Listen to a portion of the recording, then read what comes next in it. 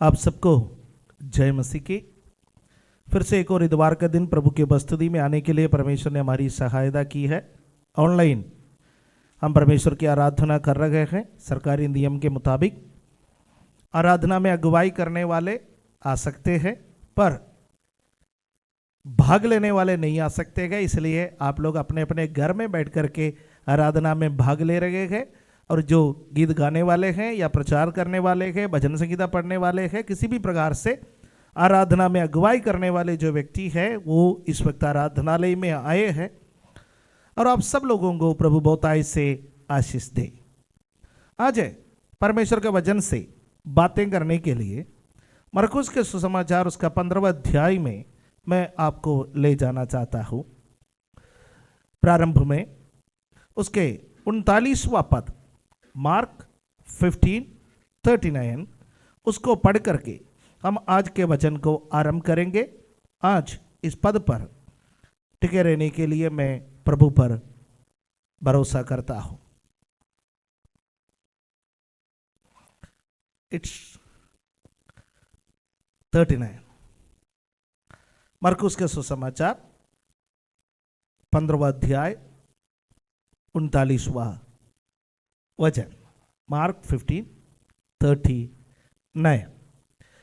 यहाँ पर हम एक सूबेदार के विषय में पढ़ते हैं।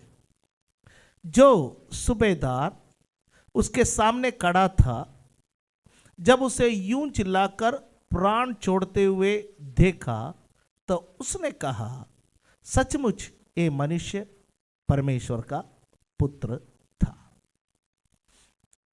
हम बाइबल में 4 सुसमाचारों को देखते हैं।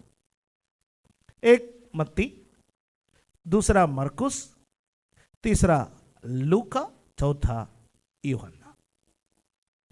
इसमें मत्ती और यूहन्ना प्रभु यीशु मसीह के सीधे चेले थे, पर मरकुस और लूका प्रभु यीशु मसीह के इनडायरेक्ट चेले थे।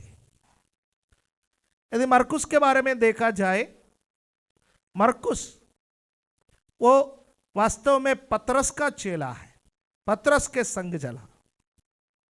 और पतरस में से जो भी जानकारियां यीशु मसीह के बारे में मरकुस को मिला, मरकुस ने उसको एक सुसमाचार में लिखा। इसलिए यदि मरकुस के सुसमाचार को आप पतरस के सुसमाचार कहे तो भी उसमें कोई बुराई नहीं है, क्योंकि जानकारी मरकुस को जो मिला है वो पतरस से मिला। और लूका के बारे में हम जानते हैं, लूका पौलुस का चेला था, और पौलुस से जो भी जानकारियां लूका को मिला, प्लस लूका ने जो रिसर्च किया और उसका नतीजा हम लूका के सुसमाचार में मिलते हैं। तो मत्ती में, मरकुस में, लूका में, यूहन्ना में हम यीशु मसीह के जीवन की कहानियों को पढ़ते हैं, देखते हैं। और उसके सब सुसमाचारों के अंत में प्रभु यीशु मसीह के क्रूस के मृत्यु और प्रभु यीशु मसीह के पुनरुत्थान की कहानी है। और आज जो वचन हमने पढ़ा वो प्रभु यीशु मसीह के क्रूस के मृत्यु से संबंधित एक घटना है। यीशु मसीह जब इस पृथ्वी पर था, वो 100% मनुष्य और 100% परमेश्वर। बहुत सारे लोगों को यह बात समझ में नहीं आता। कुछ लोग सोचते हैं यीशु परमेश्वर के पुत्र, यीशु परमेश्वर होने का वजह से यीशु का जीवन एक अलग प्रकार का जीवन है, हम नहीं जी सकते जी।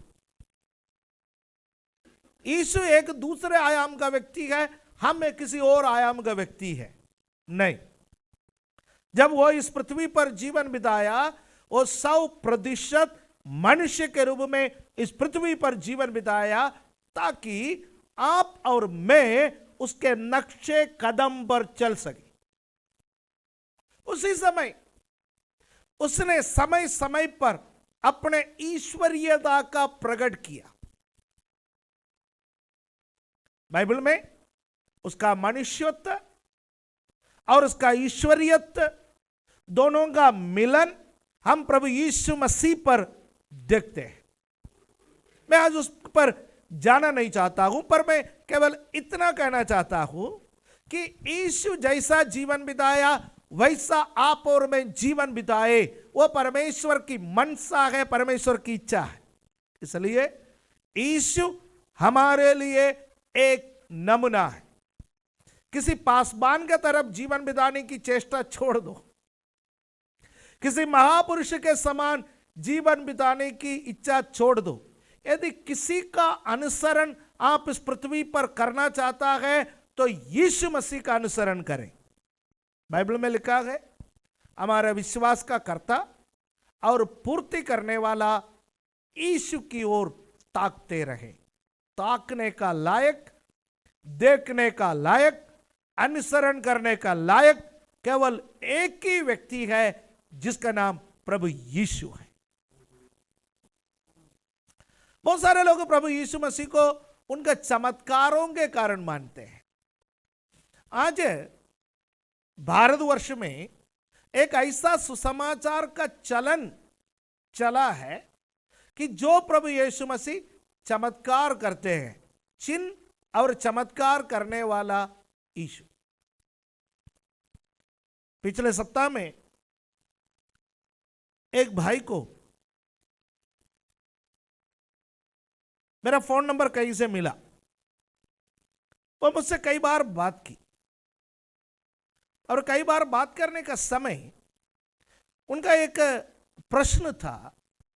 उनका यह प्रश्न था कि सर, मैं बहुत समय से YouTube का माध्यम से परमेश्वर का वचन को सुन रहा, बाइबल नहीं है, बाइबल उन्होंने नहीं पढ़ा, पर कई महीनों से, संभावित कई साल से वो YouTube के माध्यम से परमेश्वर का वचन को, किसी एक परमेश्वर का दास का नाम बोल रहा था, उनका माध्यम से वचन को सुन रहे, डेली सुन रहे। वो कहते हैं कि जब मैं YouTube में देखता हूं लोग एकदम ठीक हो जाते हैं, मंच पर तो अजीब अजीब से बातें हो जाता है, पर मेरे जीवन में क्यों नहीं हो रहा है? मैं ईमानदारी से सुनता हूं, मैं ईमानदारी से प्रभु पर विश्वास करता हूं, पर मेरे जीवन में ऐसा कार्य क्यों नहीं हो रहा है? प्यारो, आज YouTube का माध्यम से, मंच का माध्यम से, कलीसियाओं का मंच का माध्यम से एक ऐसे यीशु को पेश किया जा रहा है जो सुसमाचार के पगले भाग में दिखाई देते हैं। चिन्ह और चमत्कार करने वाला यीशु, वो बीमारों को चंगा करता है, वो कोढ़ियों को शुद्ध करता है, वो मरे हुओं को जिंदा करता है, वो लोगों का शारीरिक जरूरतों को पूरा करने के लिए उनको भोजन खिलाता है और अलग अलग प्रकार के कार्य वो लोगों का जीवन में करते हैं ताकि लोग उससे लाभ प्राप्त करें। आप यदि बाइबल को ठीक तरह से पढ़ेंगे तो लोगों का लाभ से ज्यादा प्रभु यीशु मसीह ने जो जो चमत्कार किया है, वो प्रत्येक चमत्कार के माध्यम से वो अपने आप को मसीहा होने का प्रमाण संसार को दिया है। यीशु इस संसार में आने वाला मसीहा। यहूदी लोग एक मसीहा का इंतजार कर रहे थे, मसीहा आएंगे, मसीहा हमें बचाएंगे। उनको केवल रोमी गुलामी से छुटकारा चाहिए था, उनको अनंत जीवन से कोई मतलब नहीं था, स्वर्ग राज्य के बारे में कोई मतलब नहीं था, परमेश्वर का धार्मिकता के बारे में उनको कोई मतलब नहीं था। उनको इस संसार में यहूदियों का एक साम्राज्य, संसार के लाभ के लिए वो एक मसीहा का इंतजार कर रहा था। पर जो मसीहा आया, वो मसीहा रोमी सरकार के खिलाफ कोई लड़ाई नहीं लड़े। उल्टा उनसे किसी ने पूछा, क्या कैसर को कर देना उचित है, रोमी सरकार को कर देना उचित है? उसने कहा कि सिक्का लाओ, किसी ने एक सिक्का लाया, उसने पूछा इस सिक्के में किसका मोहर है? कहा एक कैसर का मोहर है। कहा जो कैसर का है वो कैसर को दो, जो परमेश्वर का है वो परमेश्वर को दो। रोमी सरकार को टैक्स देना है तो दो, मैं उसका खिलाफ नहीं हूं, पर परमेश्वर को जो आदर सम्मान देना है वो परमेश्वर को दो। ये यीशु मसीह ने उनको सिखाया और उन्होंने बहुत उम्मीद थे उस मसीहा से, चिन्ह और चमत्कार करने वाला उस मसीहा से उनको बहुत उम्मीद थे।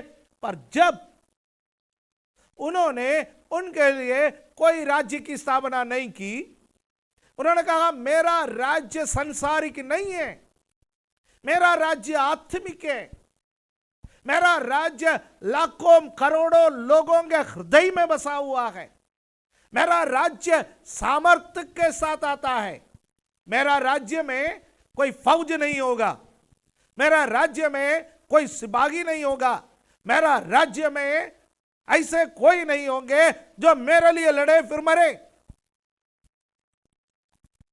मेरा राज्य एक आत्मिक राज्य है, मेरा राज्य पिता का राज्य है, मेरा राज्य शांति का राज्य है।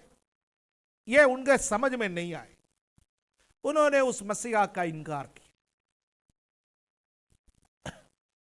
उन्होंने कहा ऐसा मसीहा हमें नहीं चाहिए जो हमें संसारिक लाभ नहीं पहुंचा सकते। आज बहुत सारे लोग मसीह के पीछे चल रहे हैं, मसीह को मसीह इसलिए मान रहे हैं, यीशु मसीह को इसलिए मान रहा है कि यीशु है, क्योंकि यीशु के पीछे चल करके चिन्ह और चमत्कारों को देखना चाहता है। आज ऐसे प्रचारक निकले हैं जो यीशु मसीह के चिन्ह और चमत्कारों के द्वारा यीशु को परमेश्वर स्थापित करने में तुले हैं। क्या यीशु को परमेश्वर स्थापित होने में आपके और मेरे वकालत की जरूरत है? आपके और मेरे वकालत की यीशु को कोई जरूरत नहीं है। यीशु ने हमसे कभी नहीं कहा कि मेरा वकालत करो। फिर यीशु मसीह ने क्या कहा? यीशु मसीह ने कहा मेरे गवाह बनो। वकालत करना और गवाह बनना दोनों में फर्क है। वकालत करने में आप केस स्टडी करते हैं, केस का अध्ययन करते हैं, उसके बाद आप मजिस्ट्रेट के सामने जाकर के उसको पेश करते हैं, है ना। उसके अलग अलग प्रकार के कायदे कानून आप बताते हैं। पर गवाह बनने का अर्थ है आपने कुछ अनुभव किया है, आपने कुछ देखा है, आपने कुछ सुना है, आप उस स्थान पर थे, आपने छुआ है, तो आप गवाह हैं। यीशु मसीह को वकीलों की जरूरत नहीं है, वकालत करने वालों को जरूरत नहीं है, पर यीशु को गवाहों की जरूरत है। आप और मैं प्रभु यीशु मसीह से प्राप्त करें, हालेलुया, और प्रभु यीशु मसीह से सुने और प्रभु यीशु मसीह को स्पर्श करे और लोगों को बताए मेरा अनुभव क्या है। ये 2022 में प्रभु यीशु मसीह का गवाह बनने के लिए प्रभु आप में से प्रत्येक जन को सहायता करे। हालेलुया, आमीन। और यहां पर एक सूबेदार यीशु मसीह के क्रूस के मृत्यु के समय उसके क्रूस के पास खड़े थे। संभवतः ये व्यक्ति ये पूरा क्रूसिफिकेशन जो चल रहा था, यीशु मसीह के जो क्रूस पर चढ़ाए जाने वाले जो प्रक्रिया वो चल रहा था और उसका इंचार्ज था। एक सूबेदार का पद समाज में एक ऊंचे अधिकारी का पद है। हमको मालूम है एक बार एक सूबेदार के घर में यीशु जाने लगा तो उसने कहा नहीं नहीं, आप मेरे घर पर आने के लिए मैं लायक नहीं हूं, मैं भी अधिकार का एक व्यक्ति हूं। यदि मैं किसी से कहता हूं जा, वो जाता है, किसी से कहता है आ, वो आता है, मैं अधिकार को समझता हूं। आप राजाओं का राजा है, आप प्रभुओं का प्रभु है। छोटे बड़े के पास जाता है, बड़े कभी छोटे के पास नहीं जाते। मैं अधिकार को समझता हूं, इसलिए आप मेरे घर में आने के लिए मैं लायक नहीं हूं। वो गैर यहूदी व्यक्ति था। यीशु मसीह ने कहा इस्राएल में भी ऐसा बड़ा विश्वास को मैंने नहीं देखा है। तो सूबेदार एक अधिकार में बैठने वाला व्यक्ति, उसका नीचे 100 लोग का एक टुकड़ी है, और शायद यह टुकड़ी को यीशु मसीह को सूली पर चढ़ाने का आदेश देने के बाद उनका हवाले किया हो, या यही टुकड़ी यीशु मसीह को पकड़वा करके लेके आया हो महायाजक के अनुयायियों के साथ, महायाजक के जो सिपाहियों के साथ यही टुकड़ी साथ में लगा हो। पर ये व्यक्ति क्रूस के करीब रहा। अब आप देखिए, जब यीशु मसीह चिन्ह और चमत्कार करता था और जब उसको पकड़वाया गया यहूदा इस्करियोती के जरिए से, उस वक्त पतरस ने महायाजक का दास का कान को काट दिए और यीशु मसीह ने उस कान को भी चंगा किया। चेले विचलित हो गए, हम हमारे गुरु के लिए लड़ रहे हैं पर हमारा गुरु हमारा दुश्मन को मदद कर रहे हैं। हम उस गुरु के पीछे चलने वाले के ध्यान रखना जो दुश्मन को मदद करने वाला। कई बार हमको हमारे गुरु के बारे में कुछ पता नहीं है, हम उस गुरु के पीछे चलने वाले हैं जिसने कहा तुम्हें सदाने वालों के लिए प्रार्थना करो, दुश्मनों से प्यार करो। हालेलुया। यह मसीहत का मूल मंत्र है। हम किसी पर अत्याचार करने वाले नहीं हैं। हमारा गुरु ने गाली के बदले किसी को गाली नहीं दी, हमारे गुरु ने किसी को श्राप नहीं दी, हमारे गुरु ने किसी से झगड़ा नहीं की। ऐसा है तो प्यारो, ऐसा बनने की जिम्मेवारी परमेश्वर ने हमको भी दी है। तो हमारे गुरु के बारे में अच्छी तरह से हम जाने। हमारा गुरु केवल वो गुरु नहीं है जिन्होंने 5 रोटियां और 2 मछली लिया हाथ में और धन्यवाद दिया वो बढ़ते गया। हमारा गुरु केवल वो गुरु नहीं है जो इस संसार में 10 कौड़ी आ गए उनको छुआ वो चंगे हो गए। हमारा गुरु केवल वो गुरु नहीं है जिन्होंने लाजर के कब्र में जाकर के कहा हे लाजर बाहर निकला, मरकर 4 दिन हुए लाजर बाहर निकल आ गए जिंदा। पर हमारा गुरु वो भी गुरु है जो पापियों का बड़ा विरोध सहा और मरकुस के सुसमाचार 15वां अध्याय में पिलातुस के सामने वो लेकर के गया यीशु मसीह को। पिलातुस के सामने ले जाने से पहले रात में उसको महायाजकों के सामने पेश किया। कई यातनाएं उन्होंने सहा। पिलातुस के सामने अगले दिन सुबह उसको पेश किया और पिलातुस चाहता था कि मैं इसको छोड़ दूं। यीशु अपना डिफेंड करे, यीशु अपना सफाई दे। एक बात का जवाब यीशु मसीह ने दिया, दूसरा किसी भी बात का जवाब यीशु ने नहीं दिया। पिलातुस उससे पूछा क्या तू यहूदियों का राजा है? यीशु ने कहा तूने कह दिया। दैट मीन्स एग्जैक्टली मैं यहूदियों का राजा हूं। इसके अलावा यीशु ने कोई जवाब नहीं दिया। पिलातुस चाहता था कि यीशु स्वयं डिफेंड करे, क्योंकि वो इस बात को जानता था यीशु मसीह लोगों के बीच में इतना मशहूर हो गया। यीशु मसीह से जलन रखने वाले यहूदी अगुवे यीशु मसीह को रोमी सरकार के हवाले कर दी ताकि यीशु को मरवा दिया जाए। पर यीशु स्वयं अपने आप को सारे मानव जाति के लिए सौंप दिया था। यीशु सूली पर चढ़ने से पहले एक व्यक्ति सूली से बच गए, उसका नाम बरअब्बा। बरअब्बा आपका और मेरा प्रतीक है। बरब्बा हत्यारा था, बरब्बा डाका डालने वाला था, बरब्बा कानून के दृष्टि में अपराधी। हालेलुया। बाइबल में लिखा है कोई भी नहीं, एक भी नहीं, सबके सब पाप किया और परमेश्वर की महिमा से रहित हो गए। आप और मैं कानून के दृष्टि में अपराधी है, पर आपको और मुझे छुड़ाने के लिए, हालेलुया, कानून के दृष्टि में एक व्यक्ति निर्दोष है, वो आपके और मेरे जगह पर सूली पर चढ़ गए। पिलातुस कह रहा है बरब्बा दोषी है, यीशु निर्दोष है। कानून कह रहा है बरब्बा दोषी है, यीशु निर्दोष है। हालेलुया। पर एक निर्दोष व्यक्ति एक दोष वाले व्यक्ति के स्थान पर कालवरी के क्रूस पर चढ़ गया है।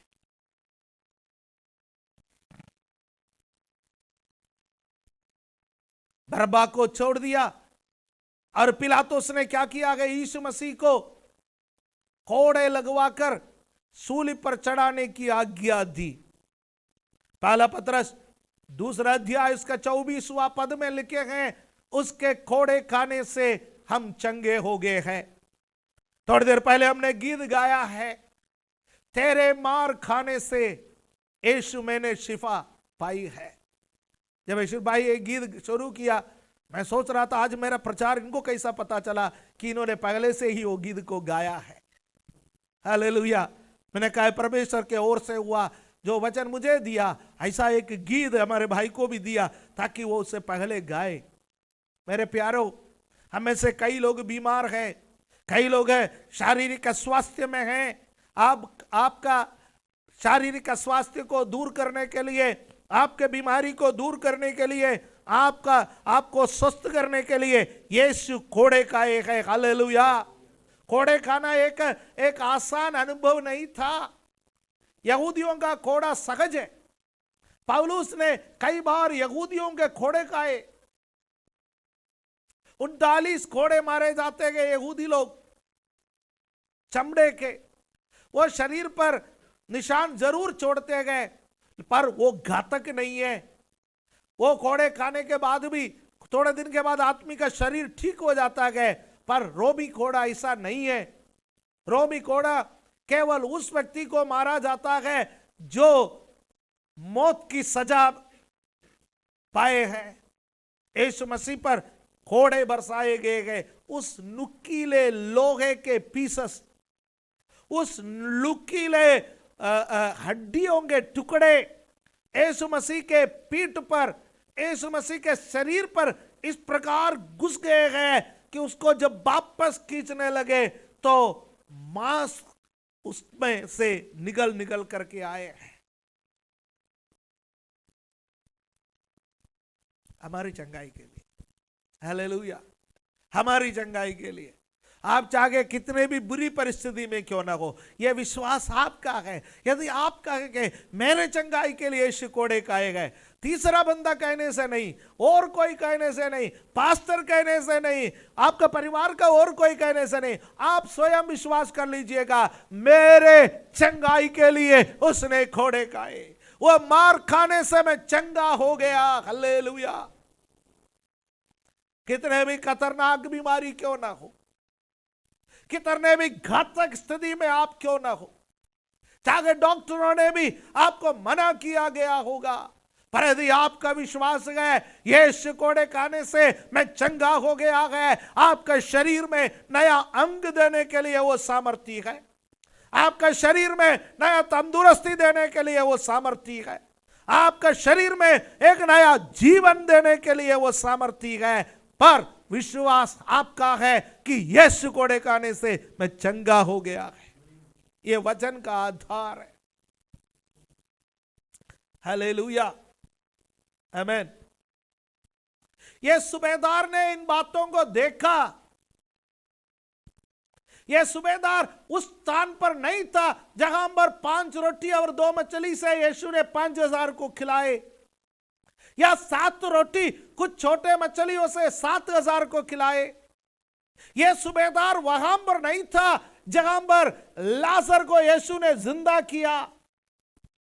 यह सूबेदार वहां पर नहीं था जहां पर यीशु थोक के भाव पर बीमारों को चंगा करता था। यह सूबेदार केवल उस स्थान पर था जहां यीशु यातनाओं को सह रहा है। पिलातुस के स्थान से, उसके आंगन से यीशु को जब अपने अधिकार में ले लिया, किस प्रकार लोग उस पर थूक रहा है, किस प्रकार लोग उसके सिर पर डंडे मार रहे हैं, किस प्रकार उसके सिर पर कांटों का मुकुट रखा, किस प्रकार उसके कपड़े फाड़ दिए, किस प्रकार उसको टट्टों में उड़ाए। क्रूस भी वो स्वयं नहीं उठा सके, किसी और को, शिमोन को, शायद ये सूबेदार या इसका दल का किसी व्यक्ति ने प्रेरित किया कि यीशु के क्रूस को उठाने के लिए। खोपड़ी कहलाने वाला उस स्थान पर गोलगोथा में वो यीशु मसीह को लेकर के आए, वो भारी भरकम क्रूस लेकर के उसको जो पीने के लिए दिया, वो सिरका वो पी नहीं सका, फिर उसको सूली पर चढ़ाए गए और उसके सिर के ऊपर उसके दोष पत्र लगाया गया। यहूदियों का राजा, यहूदियों का राजा, उसका दोष पत्र था। दो अपराधियों के बीच में यीशु सूली पर लटकाया गया, वचन पूरा हुआ और आने जाने वाले यीशु मसीह की निंदा की। आने जाने वाले कहने लगे, अरे ये वो नहीं है जिसने लाजर को जिंदा की, ये वो नहीं है याईर की बेटी को जिंदा की, अरे ये वो नहीं है कि बहुत सारे लोगों को चंगा किया, आज इसको क्या हो गया? क्या ये अपने आप को नहीं बचा सकते?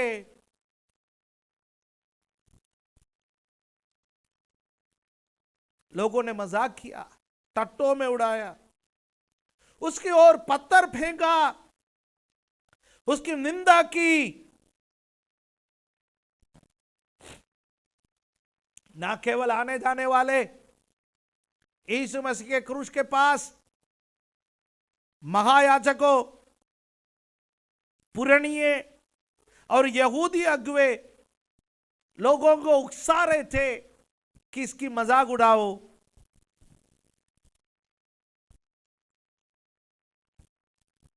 हालेलुया।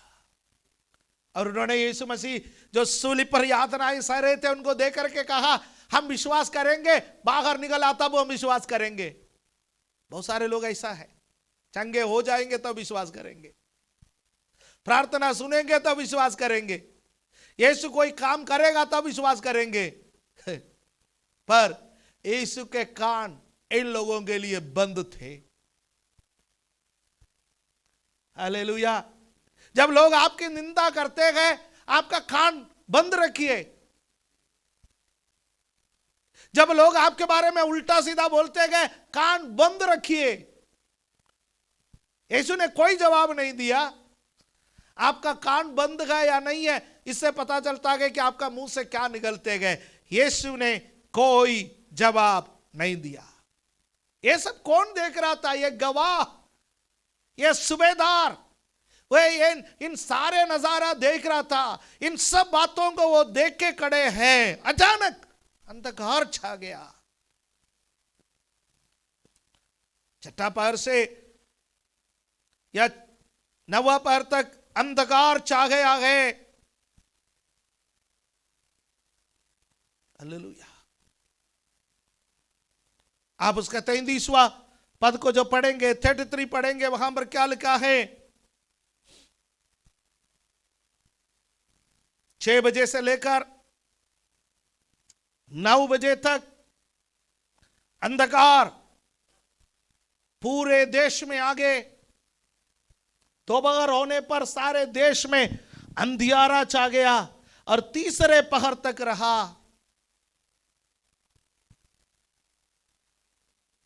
और उस समय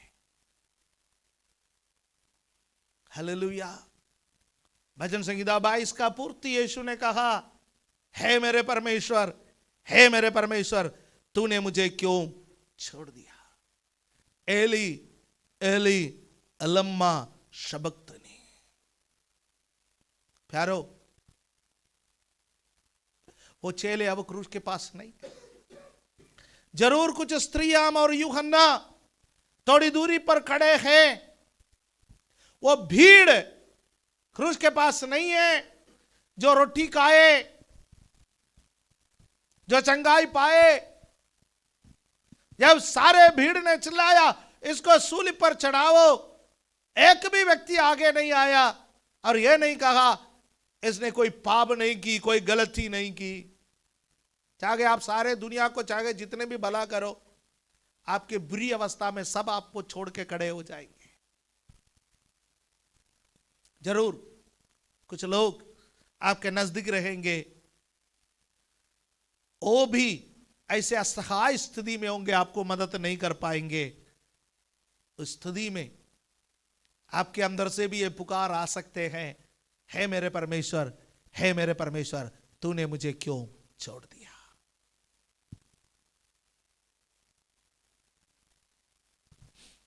लोगों ने गलत समझा, लोगों ने सोचा वो एलिया को पुकार रहे हैं। कुछ लोगों ने कहा वो एलिया उतर आएंगे, इसको छुड़ाने के लिए हम देखेंगे। अंधकार चल रहा है और बाइबल में लिखा है, यीशु ऊंचे शब्द से पुकार कर अपनी आत्मा को पिता के हाथ में सौंप दिए।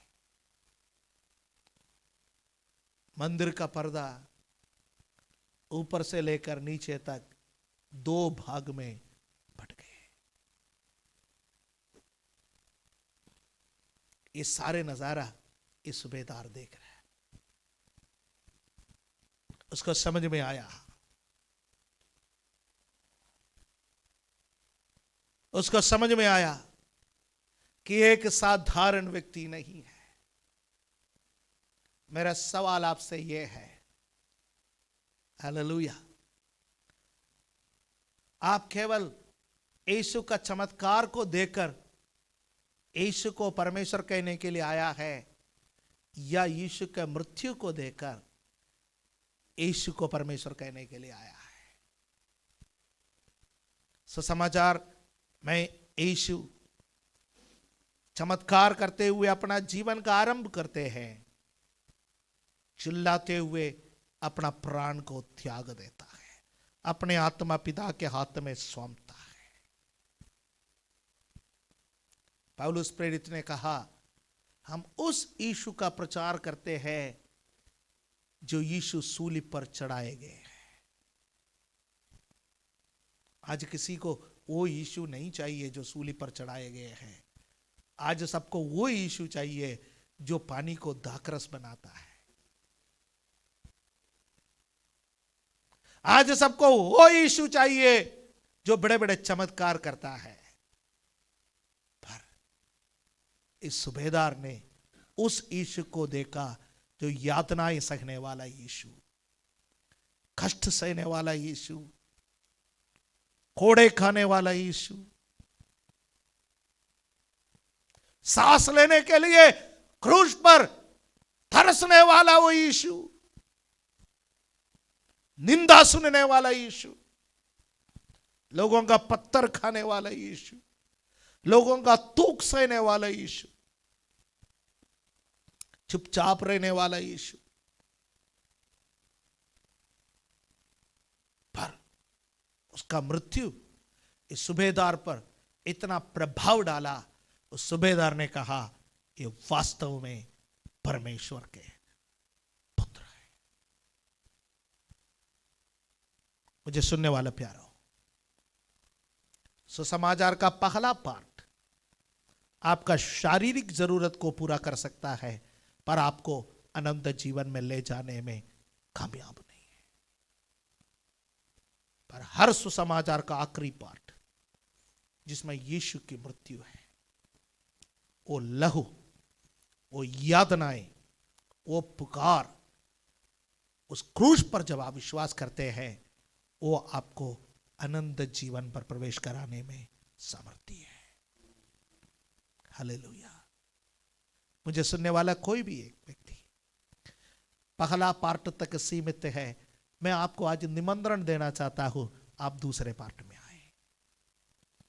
यीशु हमारे लिए यातनाएं सगा है, यीशु के लिए यातनाएं सहने के लिए तैयार हो जाए। यदि बीमार है क्यों इनकार करें? बीमार है तो भी बोलिए, इस बीमारी में भी प्रभु मैं तेरे पीछे चलूंगा। जीवन में कष्ट आए, बोलिए यह कष्ट सहकर भी प्रभु मैं तेरे पीछे चलूंगा। शद्रक मेशक अबेदनगो के जैसा एक विश्वास का मालिक बने। हमारा प्रभु हमें बचाने में सामर्थ्य है। यदि वो ना भी बचाए तब भी हम उसी प्रभु के ही आराधना करेंगे। यीशु सर्व सामर्थ्य है। ये 2022 में इस यीशु मसीह पर विश्वास करें। जीवन के हर कदम पर इस यीशु का दर्शन पाए। जीवन के हर कदम पर कहें, यीशु वास्तव में परमेश्वर का पुत्र है, वो मेरा उद्धार करता है। मैं उसका पीछे चलूंगा, मैं उसकी आराधना करूंगा, मैं उसकी स्तुति करूंगा। मरते दम तक मैं उस यीशु के लिए जीवन बिताऊंगा जिसने मेरे लिए कालवरी के क्रूस पर अपने आखिरी बूंद लहू तक दिया है। पाप से मैं लड़ते रहूंगा। यह 2022 में प्रभु आपको इस बात के लिए सामर्थ्य बनाए, यह मेरा प्रार्थना है। और सुसमाचार इस सूबेदार के बारे में चुप है कि शेष जीवन उसने प्रभु के लिए बिताया या नहीं बिताया। इसने गवाही दिया, यह वास्तव में परमेश्वर का पुत्र है। पर आपके और मेरा जीवन अब बाकी है। हमारे पास एक शेष जीवन है। कितना समय तक ये जीवन चलेगा नहीं पता। महीनों चलेगा, सालों चलेगा या सदियां चलेगा, पता नहीं है। कब तक ये मानवता रहेगा हमें पता नहीं है। हमारे सामने जितना समय बचा है वो समय यीशु को दे और उसी यीशु के लिए जीवन बिताए। उसके सामने घुटना टेके और कहे, तू ही मेरा प्रभु है, तेरे सिवा मेरा कोई है ही नहीं। अपने आंखों को बंद करें। Hallelujah, praise the Lord. स्वर्गीय पिता, हम धन्यवाद देते हैं। मरकुस के सुसमाचार 15वां अध्याय, जो यीशु हमारे लिए दुख सगा, कष्ट सगा, हमारे लिए अपने प्राण दिए, जो निंदाओं को सहा, वो यीशु हमारे आंखों के सामने हमेशा बना रहे। यदि हम आशीष पाते गए तो वो यीशु कोड़े खाने से, यदि हम चंगाई पाते गए यीशु कोड़े खाने से, यदि हम जीवन आया है, जीवन पाया है, तो वो यीशु अपना जीवन को त्यागने से हमको नया जीवन मिला है। उस यीशु मसीह पर विश्वास करने में हमारी सहायता कर। हमारे जितने भाई बहने हैं, जो कोई संदेश को सुन रहे हैं, केवल स्वार्थ के लिए यीशु का पीछे ना आए, यीशु के लिए जीवन बिताने के लिए यीशु का पीछे आए। कल यीशु के लिए अपना जीवन देने का भी मौका है। प्रभु, हमें उसके लिए तैयार होने में आप हमारी सहायता कर। हमारे पीढ़ियों को सहायता कर, हमारे कलीसिया को सहायता कर। धन्यवाद देता है ये वचन के लिए। धन्यवाद। वास्तव में आप परमेश्वर का पुत्र है। यह आपने अपना मृत्यु में भी स्थापित कर दिया है। ना केवल आपका चमत्कार स्थापित करता है, बल्कि आपका मृत्यु स्थापित करता है, आपका जी उठना स्थापित करता है, शैतान के सिर को कुचलना स्थापित करता है। आप परमेश्वर का पुत्र है। हम आपकी आराधना करते हैं, आपके सामने हमारे घुटने को टेकते हैं। धन्यवाद के साथ प्रार्थना प्रभु यीशु मसीह के पवित्र नाम से मांगने के समय सुनो और कबूल करो हमारा स्वर्गीय पिता। आमीन, आमीन। प्रभु आप सब लोगों को बहुतायत से आशीष दे। आमीन।